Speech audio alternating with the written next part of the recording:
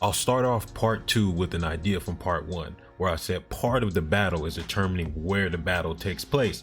When Smith is against the ropes, he gets stuck there and he has to get beat up a little bit. What happens when Beterbiev is against the ropes? Well, he dodges out of the way of a left hook there. He feels his back up against the ropes. What does he do? He instantly circles out, right? Using his feet and lateral movement to reposition himself in a more advantageous part of the ring. Part of being a great pressure fighter is recognizing you're not always going to be putting on pressure. You have to be prepared to be the one accepting the defensive role. Smart pressure is also recognizing traps or preparing for the eventuality of them.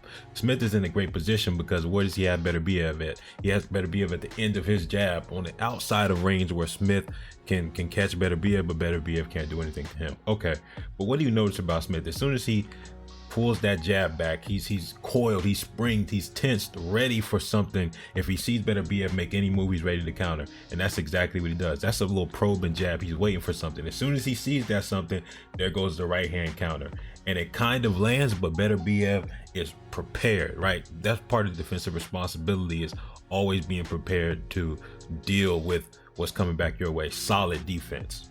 One of the most obvious elements where Beterbiev dominated this fight was with his jab. And right here you see him avoiding Callum Smith's jab, which is also pretty important.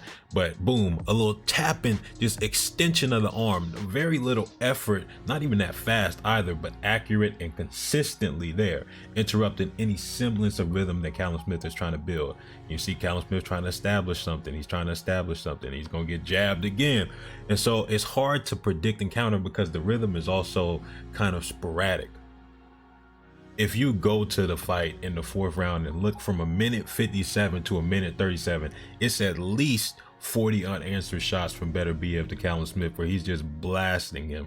And in one of the shorts, I talk about being drowned. Well, the drowning is like, no matter what you do, no matter what effort you put forth, this force that's greater than you is just constantly overwhelming you. And I'm pretty sure that's how Callum Smith felt in the post-fight interview. He's sitting there, he's talking about how you're constantly getting touched. Something is always happening and you never get a chance to really catch your breath. And the thing is, if you look at, like I say, these punches, the importance of these punches is that they're such low effort from Beterbiev, so they're low effort on his part, but they're depleting your energy reserves. Now, this is a very important point that I talk about feints a good amount, but I should talk about it more, which I've said in the past, but here we are. What makes a great feint is the movement is the exact same as a normal full-on attack. The only difference is one ends with offense and the other doesn't. So you're going to see Beterbiev duck down, level change right here. Boom. Gets a reaction out of Callum Smith. A big one, because he slips and then he pulls back and he's further against the ropes now. So he was expecting something to come behind that. But what that does is disguise the next move, where he does a similar thing, except for he explodes up with the jab and gets him against the ropes again. So when you start off with the same movement, it disguises the next movement. So it's easy to say that Callum Smith failed in a lot of areas, but Beterbiev set him up to fail. And stylistically, Callum Smith didn't really have the tools to deal with what Beterbiev was bringing anyways. And a quick note, I talk about defense being important if you're a pressure fighter, and it definitely helps, but having a chin does not hurt, because this uppercut is crazy. He gets blasted.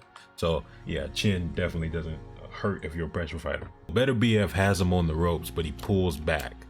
He could unload on him like how he's been doing all the other times, but the difference between pressure and intelligent pressure isn't just dictating where the fight takes place, but also dictating when and how. You'll see there's so many opportunities throughout this fight where Beterbiev can keep on putting on more shots, but when we get to that knockout later, you're gonna see that he doesn't catch him with pressure. He catches him with a counter. Leaving yourself room to work is an underrated aspect of breaking somebody down and eventually finding the right shot. The big idea behind part 2 and this video is demonstrating the thought process behind a performance like this. It's not just brute force. Attributes are more obvious, but skills require a more keen eye. There's a lot of intellect required in this case to shell up and be defensively responsible, maybe take a couple punches, but not just sit there, create room.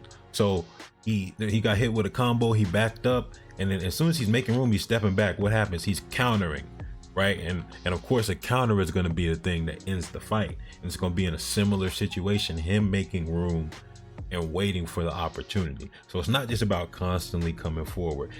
Part of being a good pressure fighter is recognizing when you have to take steps back and what you do when you take those steps back.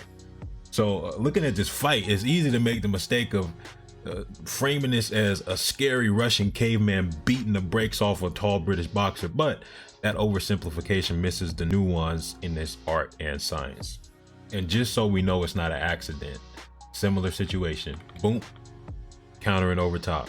And then another situation, countering over top. He's looking for these counters. He took his foot off the gas after round 4. He's fighting more on the outside, and what is he doing now? He's looking for counters. Dynamic fighter. He has that right arm overhooked on the left arm of Callum Smith. He's using his left arm to frame into Callum Smith's chest, make room, and so he separates. And then after he separates, what does he immediately do? Jab. But what is he doing with the jab? It's still there. It's still there as a blinder to line up the right hand. We've seen in the first 4 rounds that when Beterbiev wants to make it an inside fight with volume, that's what the fight will be. But notice rounds 5, 6, 7, he took his foot off the gas and was bouncing around on the outside on his toes. That's because he was trying to set up a counter over top. We've seen him counter with the jab a couple times, and then he tried to throw the cross.